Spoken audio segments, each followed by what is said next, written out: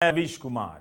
दक्षिण अफ्रीका के जोहान्सबर्ग में भारत के प्रधानमंत्री नरेंद्र मोदी और चीन के राष्ट्रपति शी जिनपिंग की मुलाकात होगी या नहीं होगी, तो क्या पूर्वी लद्दाख से सटे सीमा विवाद को लेकर कोई बात होगी और कोई हल निकलेगा? जोहान्सबर्ग में अगर ये मुलाकात होती है, बातचीत होती है, तो सवालों का भंडार नए सिरे से खुल जाएगा। सरकार कहती रही है कि लद्दाख की सीमा को लेकर कुछ भी नहीं छिपाया जा रहा है। इसके बाद भी संसद में चीन को लेकर सांसदों के सवाल स्वीकार नहीं किए गए, कोई चर्चा नहीं हुई। ना ही इस सवाल पर आज तक औपचारिक रूप से विस्तृत प्रेस वार्ता हुई है। हम आज के वीडियो में बताएंगे कि अप्रैल मई 2020 में भारत और चीन के बीच झड़प के बाद दोनों देशों के बीच कारोबारी दोस्ती तो दिखाई देती है, मगर उसी अनुपात में सीमा विवाद को लेकर कूटनीतिक दुश्मनी भी दिखाई देती है। तो इस वीडियो को पूरा देखिए, नई पुरानी बातों के जिक्र के साथ। प्रधानमंत्री के रवाना होने से पहले भारत के विदेश सचिव विनय क्वात्रा ने प्रेस वार्ता में कहा कि प्रधानमंत्री के कार्यक्रमों को अंतिम रूप अभी नहीं दिया गया है। किससे मिलेंगे, किससे नहीं, इसकी रूपरेखा तय की जा रही है। मगर विदेश सचिव ने साफ साफ नहीं कहा कि दोनों की मुलाकात नहीं होगी। ब्राजील, रूस, इंडिया, चीन और दक्षिण अफ्रीका के पहले अक्षरों से मिलाकर ब्रिक्स बनता है। इसमें आई से इंडिया है। अब इसका प्रधानमंत्री मोदी जोहान्सबर्ग में क्या करेंगे? इंडियन मुजाहिदीन का नाम जपने लगेंगे या ईस्ट इंडिया कंपनी का? आप इस बात से मतलब रखें कि घरेलू राजनीति के इस फटीचर काल में हम किन बातों पर बहस करने लगे हैं। कूटनीतिक मामलों में भी वही हाल होता जा रहा है। पिछले सप्ताह भारत और चीन के बीच सीमा विवाद को लेकर जो बातचीत हुई है, उसके साझा बयान के रुख से उम्मीद की जा रही है कि जोहान्सबर्ग में मोदी और शी की मुलाकात हो सकती है। लेकिन पहले उस मुलाकात की बात जिसे सबने देखा, मगर बात क्या हुई इसका भेद 8 महीने बाद जाकर खुलता है, वो भी चीन की तरफ से। किसी को पता ही नहीं चला भारत में कि बातचीत भी हुई थी। हम उस मुलाकात की बात पहले करना चाहते हैं। नवंबर 2022 में इंडोनेशिया के बाली में G20 की बैठक के दौरान मोदी और शी की मुलाकात हुई थी। अब बातें सामने आ रही हैं कि प्रधानमंत्री मोदी खुद आगे बढ़कर शी जिनपिंग की तरफ गए और उनका अभिवादन किया। दोनों के बीच इस मुलाकात को दुनिया ने देखा, मगर क्या बात हुई इसे ना भारत ने बताया और ना चीन ने। विपक्ष ने खूब सवाल दागे, मगर जवाब नहीं आया। इसी जोहान्सबर्ग में इस साल 24 जुलाई को ब्रिक्स के राष्ट्रीय सुरक्षा सलाहकारों की बैठक हो रही थी।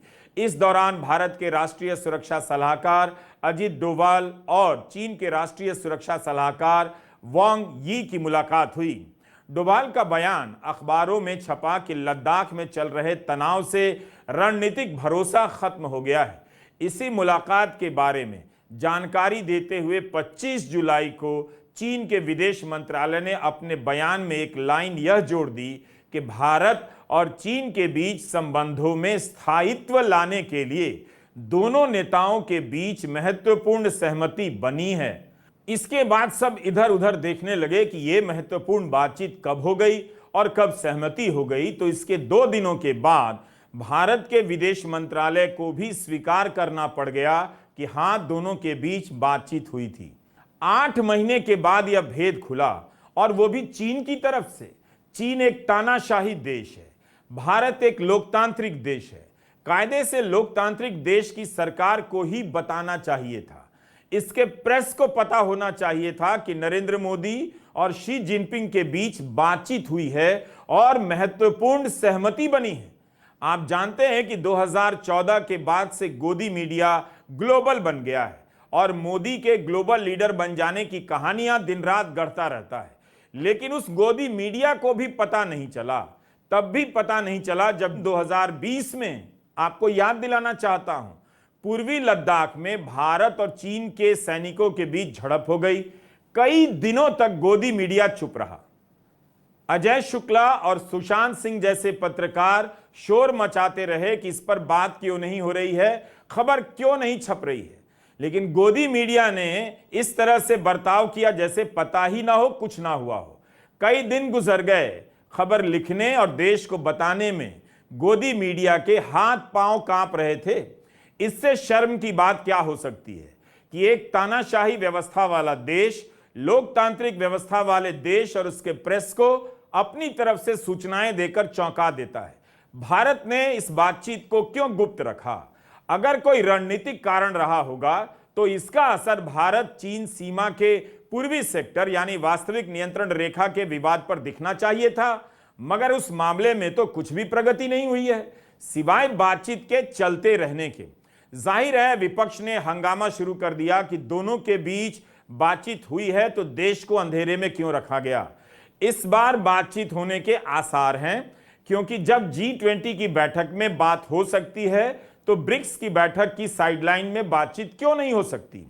देखना यह है कि दोनों देश इस बातचीत या मुलाकात को लेकर अपनी अपनी राजनीति के हिसाब से किस तरह की सूचनाएं साझा करते हैं, या देश हित में जनता को कुछ बातें बताते हैं और कुछ बातें नहीं बताते हैं। यह संयोग की बात है कि जिस दिन प्रधानमंत्री जोहानिसबर्ग के लिए रवाना होते हैं उस दिन भी और उसके पहले से कांग्रेस सांसद राहुल गांधी लद्दाख में होते हैं, जहां से थोड़ी दूरी पर भारत और चीन के बीच वास्तविक नियंत्रण रेखा को लेकर विवाद चल रहा है।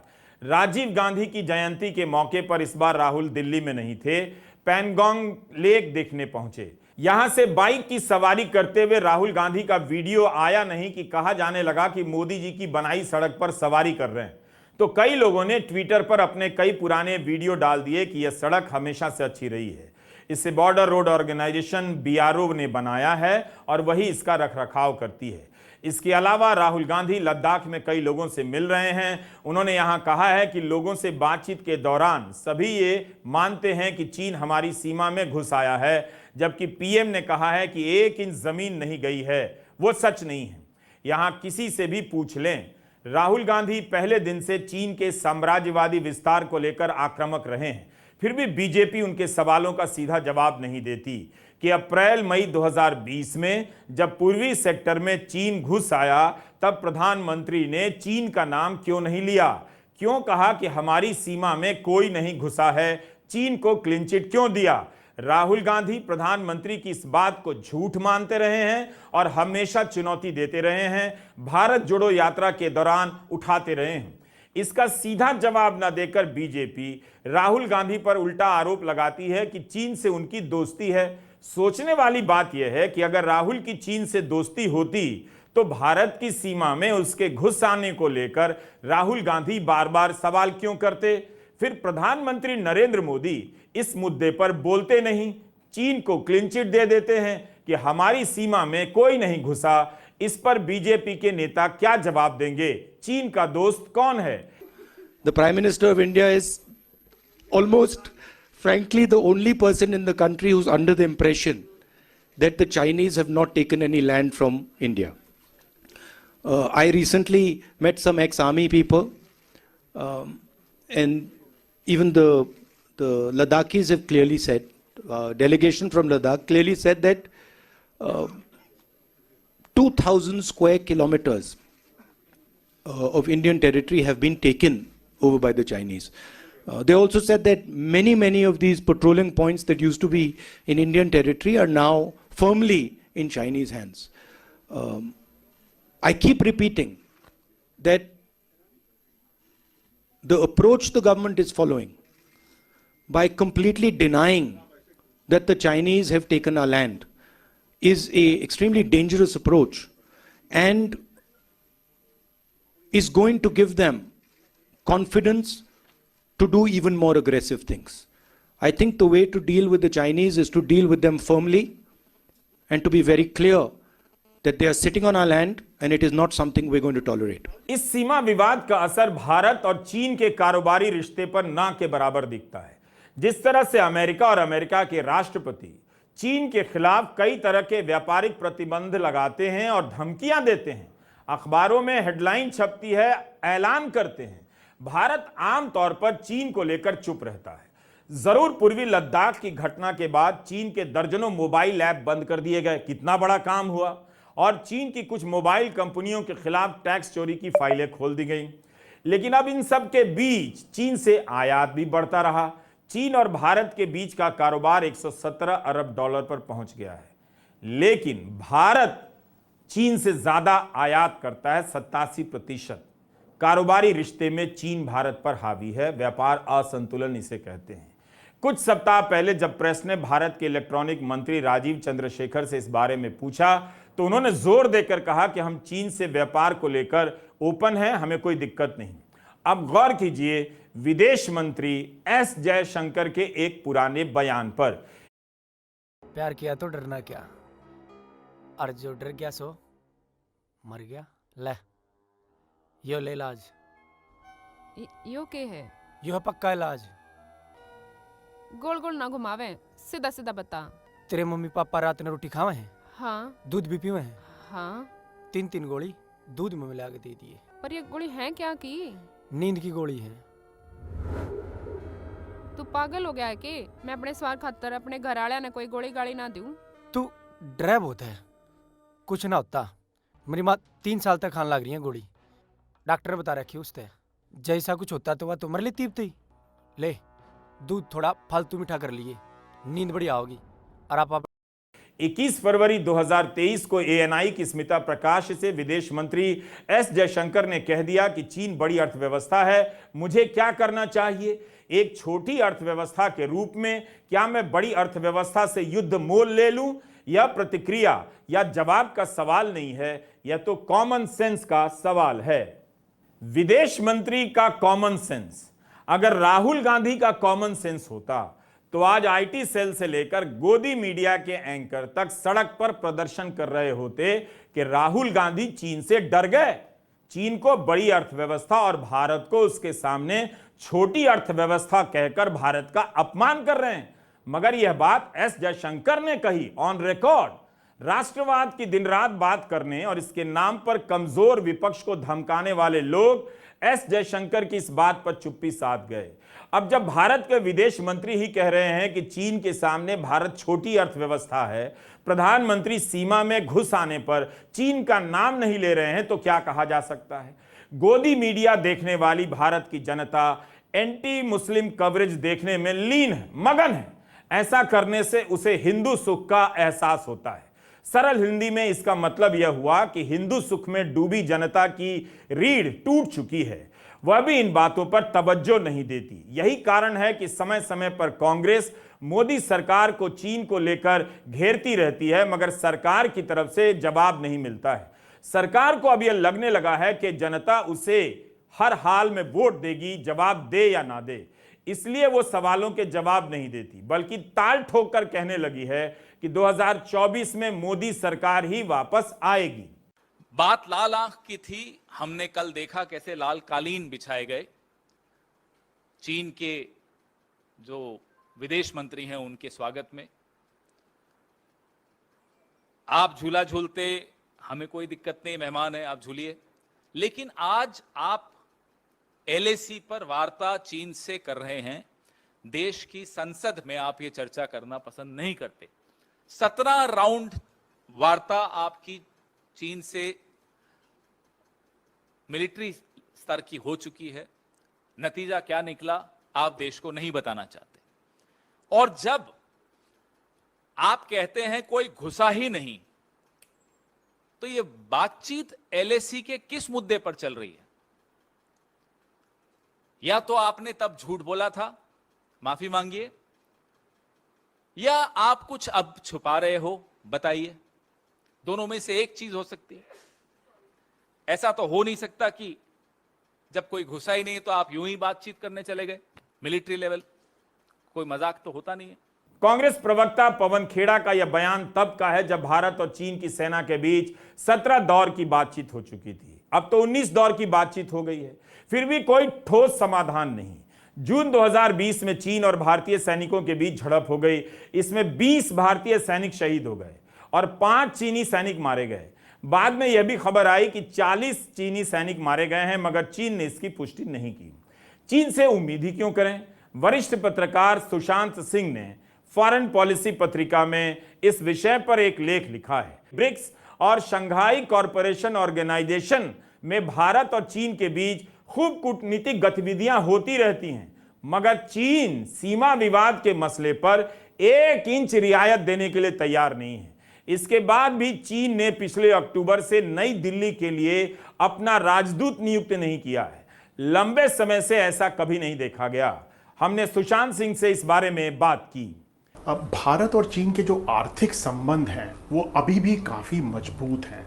पिछले 3 साल के दौरान जब भारत और चीन के बीच सीमा पर जो विवाद चलता रहा है, उस दौरान भी इन आर्थिक संबंधों में कोई कमज़ोरी नहीं आई है। भारत का चीन के साथ जो व्यापार है वो और अधिक बढ़ा है। वो 120 बिलियन डॉलर पार कर गया है। उसमें से जो 87% सामान है वो चीन से भारत को आता है। भारत की तरफ से बहुत कम सामान चीन को जाता है। उसके अलावा भारत की तो अब ये स्थिति हो गई है कि उसकी ऑयल कंपनी, जो तेल कंपनियां हैं जैसे कि इंडियन ऑयल कॉरपोरेशन, एक वक्त पर उसको रशिया से जो क्रूड ऑयल ले रहे थे उसको युआन में पेमेंट करना पड़ा। अभी भी जो भारत की प्राइवेट कंपनीज़ हों, चाहे वो रिलायंस हों, चाहे वो दूसरी कंपनीज़ हों, जब वो रशिया से क्रूड लेती हैं और उसकी कीमत $60 से ज़्यादा होती है तो वो उसको युआन में पेमेंट करती हैं। तकरीबन 10% क्रूड ऑयल जो भारत में अभी आ रहा है उसका पेमेंट चाइनीज़ करेंसी युआन में हो रहा है। चाइना के जो बैंक्स हैं, मल्टीलेटरल डेवलपमेंट बैंक्स, चाहे वो AIIB हो, चाहे वो NDB हो, भारत को उससे बहुत ज़्यादा ऋण मिलता है। AIIB का तकरीबन 26% ऋण भारत को आया है। इसी तरह से जो ब्रिक्स का NDB बैंक है उससे भी ऋण भारत को आया है। उसके अलावा भारत के जो सोलर सेल मैन्युफैक्चरर्स हैं, जो इलेक्ट्रिक व्हीकल कंपनीज़ हैं, जो इलेक्ट्रॉनिक्स मैन्युफैक्चरिंग है, उसके अंदर जो मशीनरी लगती है, उसके अंदर जो साजो सामान लगता है, उसको लगाने के लिए जो इंजीनियर्स आते हैं वो अभी भी चीन से ही आ रहे हैं। भारत की जो इकोनॉमिक रिलेशनशिप है, जो जिस तरह की उनकी टाइज़ हैं चाइना के साथ, वो बहुत ही ज़्यादा मजबूत हैं और वो किसी तौर पर भी कम नहीं हो रही हैं। उसी दौरान भारत और चीन के बीच जो लद्दाख में बात चल रही है, वहाँ पर डेप्सांग में और डेमचौक में कोई डिसएंगेजमेंट नहीं हुआ है। भारत के जो पेट्रोल्स हैं फ़ौज के, वो अभी भी 26 जगह पर 26 पेट्रोलिंग पॉइंट्स पर 65 में से नहीं जा पा रहे हैं। डेप्सांग पर जब भारत ने कहा कि बफर जोन बनाया जाए तो चीन ने कहा ये बफर जोन 15-20 किलोमीटर का भारत की तरफ बने, बर्डसे तक जाकर बने, और इससे भारत को और अधिक नुकसान होता। बाकी 5 इलाकों में जहाँ पर कि डिसएंगेजमेंट हुआ है, चाहे वो पेंगोंग लेक हो, चाहे वो गलवान हो, चाहे वो PP-15 हो, PP-17A हो, चाहे वो कैलाश रेंज हो, उन जगह पर भी बफर जोन ज़्यादातर तौर पर भारत के इलाके में ही बने हैं और इससे नुकसान भारत को ही हुआ है।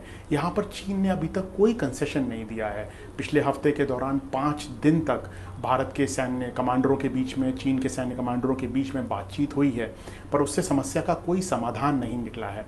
अगर मोदी जी की अभी मुलाकात होती है शी जिनपिंग से जोहानिसबर्ग में, जो जैसा कि लग रहा है, तो उसके क्या नतीजे होंगे? क्या भारत चीन के साथ फिर से दोस्ती करना चाहता है, जबकि चीन हमारी ज़मीन पर कब्जा करके बैठा है पिछले 3 साल से, और हम चाहने के बावजूद भी चीन के साथ अपने आर्थिक संबंधों को कमज़ोर नहीं कर सके हैं, वो मजबूत से मजबूत होते जा रहे हैं। और ये भारत के लिए एक बहुत बड़ी मजबूरी, भारत के लिए एक बहुत बड़ी कमज़ोरी है, जिसको कि भारत पार नहीं कर पा रहा है।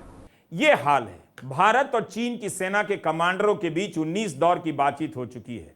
3 साल में 8 बार साझा बयान जारी हो चुके हैं, मगर जमीन पर कुछ भी नहीं बदला। हालत यह हो गई है कि अब बातचीत के सिलसिले को ही प्रगति कहा जाने लगा है। ऐसा लगता है कि भारत ने इस हालात से संतोष कर लिया है, व्यापार और चीन से कर्जे पर ध्यान देना शुरू कर दिया है। एक सरकारी तेल कंपनी युआन में भुगतान करे, इस बात से वे भी नाराज नहीं हो रहे हैं जो चीन से आने वाली फुलझड़ियों लड़ियों को लेकर चीन से जंग का ऐलान किया करते थे। इन दिनों हिंदू सुख के सबसे बड़े लाभार्थी वही लोग हैं। उनका राष्ट्रवाद और उनका मकसद लगता है पूरा हो गया है। जोहानिसबर्ग से आने वाली तस्वीरों में हर किसी की नजर उस तस्वीर पर होगी जिसमें प्रधानमंत्री नरेंद्र मोदी और चीन के राष्ट्रपति शी जिनपिंग हाथ मिलाते नजर आएंगे या बात करते हुए दिखेंगे। अगर जोहानिसबर्ग में दोनों की मुलाकात और बात हुई तब 2019 के बाद यह पहला मौका होगा जब दोनों नेता औपचारिक रूप से, व्यवस्थित रूप से मिल रहे होंगे। आपको याद होगा कि अक्टूबर 2019 में चेन्नई से सटे महाबलीपुरम में प्रधानमंत्री मोदी तमिल वेशभूषा पहनकर जिनपिंग का स्वागत करने चले गए। उस समय आप गोदी मीडिया का कवरेज पलटकर देखिए। चैनल से लेकर अखबार तक कूटनीति में मोदी के मास्टर स्ट्रोक कहने लगे। 5 साल बाद उस समय का मीडिया कवरेज आज कबाड़ में बदल गया है और मोदी और शी जिनपिंग की मुलाकात से ड्रामा का स्कोप खत्म हो चुका है। 17 सितंबर 2014 को साबरमती के किनारे चीन के राष्ट्रपति शी जिनपिंग को झूला झुलाया गया था। झूला झुलाने से पहले मोदी जिनपिंग और उनकी पत्नी को होटल पर रिसीव करने गए थे। हम कूटनीतिक मामलों को ड्रामा बनाते जा रहे हैं, ड्रामा। इसकी वाहवाही तो उस समय हो जाती है, मगर कुछ समय के बाद इसके हासिल पर चर्चा करने के समय वाहवाही करने वाले गायब हो जाते हैं। चीन को यह सब करने की जरूरत नहीं पड़ी। वह गंभीर रहा और चुपचाप रहा और भारत के साथ धोखा कर गया। गोदी मीडिया, जो एक मंत्री से टमाटर पर सवाल नहीं पूछ सकता है, जो यह बताने में लगा है कि भारत में एक दिन में कितना मोमो खाया जाता है, वह यह सवाल कर ही नहीं सकता कि चीन ने भारत की कितनी जमीन पर दखल जमा लिया है। वो करेगा, मगर नेहरू का नाम लेकर, मोदी का नाम लेकर नहीं, वरना जेल की याद दिलाने येल वाली मंत्री आ जाएंगी।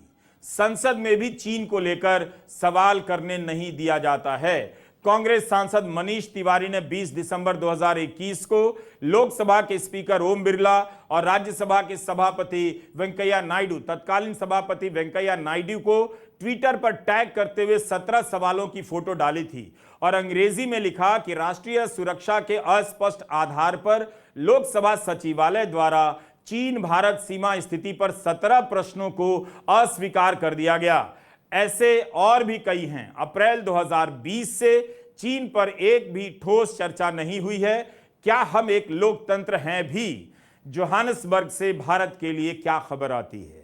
मोदी और शी की मुलाकात के बाद चुप्पी साध ली जाएगी या दोनों देश अपने अपने हिसाब से सूचनाएं लीक करेंगे कि हमने ये कर दिया, वो कर दिया?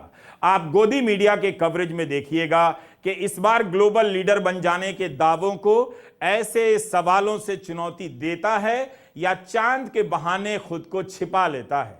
यह 22 अगस्त का दैनिक जागरण है। इसकी बैनर हेडलाइन ध्यान से देखिए।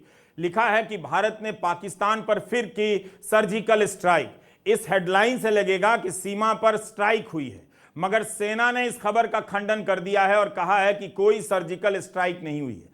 देश का इतना बड़ा अखबार इस तरह से 2 आतंकियों के मारे जाने की घटना को सर्जिकल स्ट्राइक के रूप में पेश करता है। यह सब किस नेता को महान बनाने के लिए किया जा रहा है, आपको बताने की जरूरत नहीं।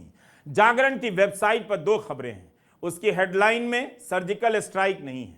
खबर के भीतर एक लाइन में आगे भी लिखा है कि शनिवार रात को की गई सर्जिकल स्ट्राइक।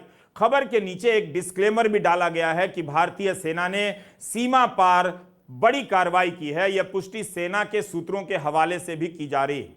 हमने अपनी खबर में आवश्यक आंशिक बदलाव किए हैं। जागरण ने लिखा है खबर में सीमा पार कार्रवाई की गई है। इस अपडेट के साथ समाचार को अपडेट किया है। जबकि नवभारत टाइम्स की अब खबर देखिए, पीओके में घुसकर कोई सर्जिकल स्ट्राइक नहीं, सेना ने अखबार की खबर का किया खंडन।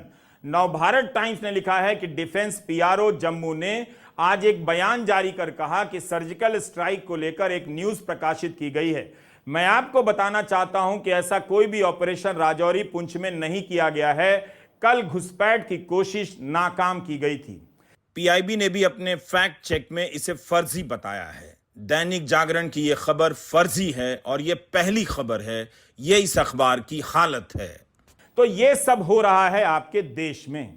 इस तरह से खबरों को पेश करने की चालाकी को पकड़ने में आप आम पाठकों को कम से कम 20 साल लगेंगे। एक अखबार को इस तरह की चालाकी करने की क्या जरूरत थी? ऐसी गलती अगर कोई यूट्यूबर कर दे तो सरकार उसका चैनल बंद कर दे, मगर यह जागरण है। अगर यह जागरण नहीं होता तो रक्षा मंत्री भी ट्वीट कर रहे होते कि खबर गलत है, सूचना प्रसारण मंत्री भी ट्वीट कर रहे होते कि खबर गलत है, मगर यह जागरण है। आप सभी को भारत के चंद्रयान मिशन की कामयाबी की अग्रिम शुभकामनाएं। रूस की असफलता का यह मतलब नहीं कि बाकी मिशन भी असफल ही होंगे, लेकिन चांद पर पहुंचने वाला देश क्या अपने गोदी मीडिया को लेकर गर्व कर सकता है? चांद पर पहुंचकर भी, और लिखिए इस बात को अपने पर्स में रखिए, चांद पर पहुंचकर भी आप गोदी मीडिया पर गर्व नहीं कर सकते हैं। थोड़ा सोचिएगा। नमस्कार, मैं रवीश कुमार।